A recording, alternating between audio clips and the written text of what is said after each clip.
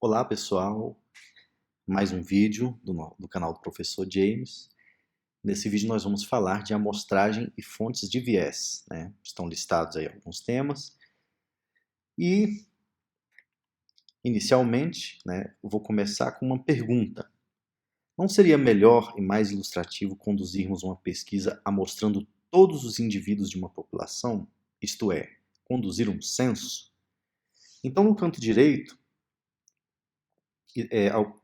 algumas manchetes de jornais relatando as dificuldades, né, que o IBGE enfrentou para conduzir o censo em 2007. Algumas das razões serão relatadas aqui. Então, uma delas poderia ser: alguns indivíduos são difíceis de localizar e medir.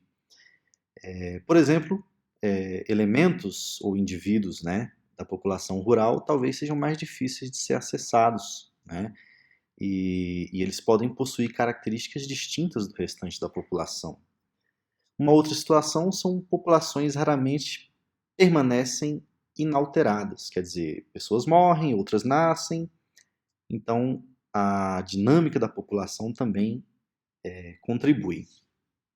Uma outra situação são os custos, que podem ser demasiado elevados, né? Você ter acesso a todos os indivíduos de uma população, por exemplo, de um país, pode ser muito custoso se for uma população tão grande como a população do Brasil. A análise exploratória, né, a gente estuda ela com o objetivo de, em algum momento, fazer inferências sobre os dados, né? E para isso a gente precisa de uma amostra representativa. Então, nos slides seguintes eu pretendo falar sobre o que seria uma amostra representativa e os métodos de amostragem. Antes, vamos falar de algumas fontes de viés amostral. Por exemplo, aqui na direita, vocês vão ter acesso a duas enquetes, né? Um do Catraca Livre e outro do site O Imparcial. No momento, eles perguntavam sobre o afastamento definitivo de Dilma Rousseff ou o impeachment, né? Isso ocorreu em 2016. Se vocês observarem, as enquetes elas se contradizem, né? Uma vez que na Catraca Livre, 56% se diziam a favor, enquanto que no Imparcial, apenas 37%. Então, por que disso, né? A amostra ela pode ser o que a gente chama de amostra conveniente, né? Indivíduos mais acessíveis têm maior probabilidade de serem incluídos na amostra. De repente, você tem uma probabilidade maior, né, de acordo com a ideologia, que um grupo siga o catraca livre ou o imparcial. E isso pode mudar, né, as conclusões. Outra situação é a não resposta.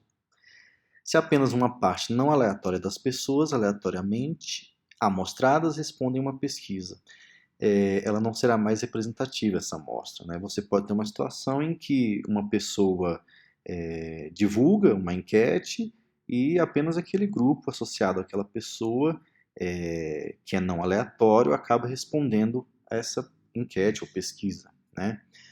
Uma outra situação é a resposta voluntária, que ocorre quando a amostra consiste de pessoas que respondem voluntariamente por possuírem uma forte opinião sobre o assunto.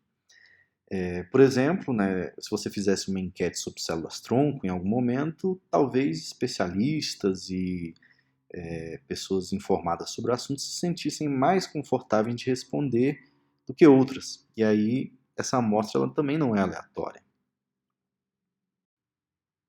Uma situação interessante ocorreu nas eleições de 2014, quando as pesquisas, né, indicavam um empate técnico praticamente entre Aécio e Marina Silva. E o que se observou no fim das eleições foi justamente que o Aécio estava bem à frente, né? Então, existem algumas razões que possam explicar essa diferença nas pesquisas. Talvez a amostra fosse não representativa pelo fato de que o voto útil não foi contabilizado, ou talvez o método de amostragem não condizesse com a teoria aplicada pelos institutos também. E por essa razão, eu pretendo falar sobre os métodos de amostragem, né? E exemplificar cada um deles, né? Aqui é apenas uma figura ilustrando uma situação, né, de um conteúdo heterogêneo, onde de repente a gente pode fazer amostras diferenciadas de acordo com esses grupos. Então, nós vamos falar de 4 métodos de amostragem: a amostra aleatória simples, a amostra estratificada, a amostra por conglomerado e a amostra multi-estágios. Okay? A amostra aleatória simples é a mais simples, né, como o próprio nome já diz, das formas de amostragem. Nesse caso, cada elemento tem a mesma probabilidade de ser selecionado, né? Então você imagina aí uma turma e o professor decide sortear um aluno, né, para dar um presente, sei lá.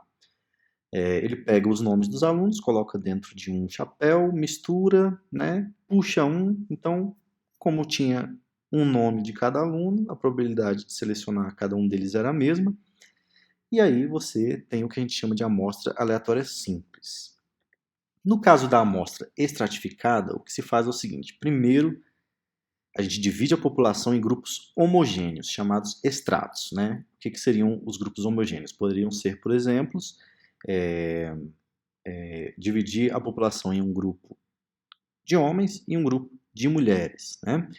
E daí então se retira uma amostra a partir de cada extrato. Então, primeiro eu divido a população em homens e mulheres, depois eu retiro aleatoriamente uma quantidade de homens e uma quantidade de mulheres, para tentar inferir alguma coisa, ok?